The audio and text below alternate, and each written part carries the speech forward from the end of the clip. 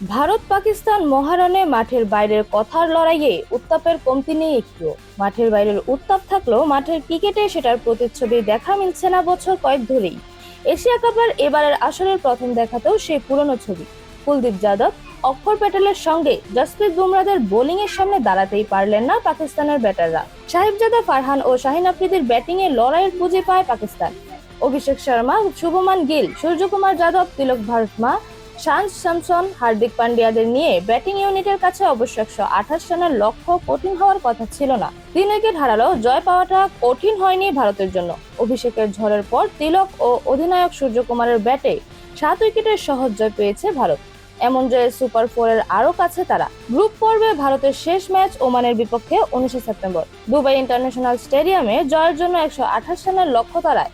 শাহিন আফ্রিদিকে 4 মেরে শুরুটা করেন অভিষেক শর্মা। পরের বলে ওয়াইড লং দিয়ে মেরেছেন ছক্কা। ইনিংসের দ্বিতীয় ওভারে সাইম আইয়ুবের উপর চড়াও হয়েছিলেন শুভমান গিল, যদিও ওই ওভারেই ফিরতে হয়েছে তাকে। ডানহাতি স্পিনারের ক্যারম বলে ডিফেন্ড করতে গিয়ে স্টাম্পিং হয়েছেন তিনি। 7 বলে 10 রান করে ফেরেন ডানহাতি এই ওপেনার। গিল ফিরলেও ভারতের রান তোলার গতি কমেনি। পরের ওভারেও শাহিন আফ্রিদির উপর চড়াও হন অভিষেক। যদিও বাঁহাতি ওপেনারের ঝড় থেমেছে ইনিংসের চতুর্থ ওভারে। সাইমের লেংথ ডেলিভারিতে ছক্কা মারতে গিয়ে ফাহিম আশরাফের হাতে ক্যাচ দেন অভিষেক। বাঁহাতি ওপেনার ফেরেন 13 বলে 31 রানের ইনিংস খেলে। দ্রুতই 2 উইকেট হারানোর পর তিলক ও সূর্যকুমার মিলে ভারতকে এগিয়ে নিয়ে যেতে থাকেন। শুরুতে একটু দেখে শুনে খেললেও পরবর্তীতে দ্রুতই রান বাড়িয়েছেন তারা। ভারতের রান 100 হওয়ার আগেই তাদের জুটি ভাঙেন সাইম। ডানহাতি স্পিনারের দ্রুতগতির অফ ব্রেকে ব্যাকফুটে খেলতে গিয়ে বোল্ড হয়েছেন 31 বলে 31 রান করা তিলক। তবে ভারতের জয় নিশ্চিত করে মাঠ ছেড়েছেন সূর্যকুমার। ভারতের অধিনায়ক অপরাজিত ছিলেন 47 রানে। পাকিস্তানের হয়ে 3টি উইকেটই নিয়েছেন সাইম।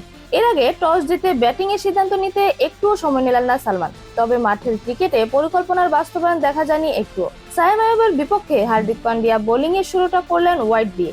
ডানহাতি এই পেসার পরের বলটা করলেন আউট সুইং। জায়গায় দাঁড়িয়ে পয়েন্টের উপর দিয়ে খেলার চেষ্টায় জসপ্রীত বুমরার হাতে ক্যাচ দিলেন সাইম। টানা 2 ম্যাচেই ডাক মেরেছেন তিনি। পরের ওভারে আউট হয়েছেন তিনে নামা মোহাম্মদ হারিস। বুমরার লেংথ ডেলিভারিতে পিক আপ শট খেলতে গিয়ে ডিপ স্কয়ার লেগে ক্যাচ দিয়েছেন হার্দিকের হাতে।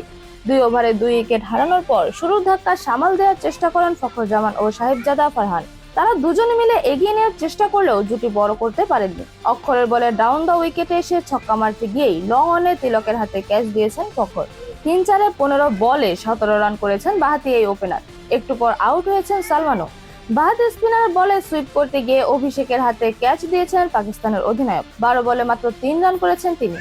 49 রানে 4 উইকেট হারিয়ে ব্যাটিং পর্যায়ে পড়ে পাকিস্তান। সেখান থেকে ঘুরে দাঁড়াতে পারেনি তারা। হাসান নওয়াজ ও মোহাম্মদ নওয়াজ ফিরেছেন টানা 2 বলে। 2টি উইকেট নিয়েছেন কুলদীপ। এক প্রান্ত আগলে রাখলেও শেষ পর্যন্ত হাফ সেঞ্চুরির আগে ফিরেছেন সাহিবজাদা।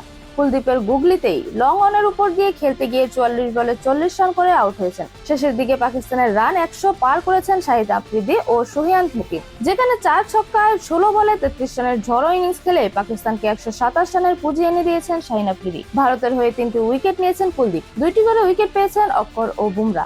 এরকম আরো যে কোনো নতুন নতুন খেলার আপডেট পেতে অবশ্যই চ্যানেলটি সাবস্ক্রাইব করে রাখুন। ধন্যবাদ। লেভাজ নিউজ।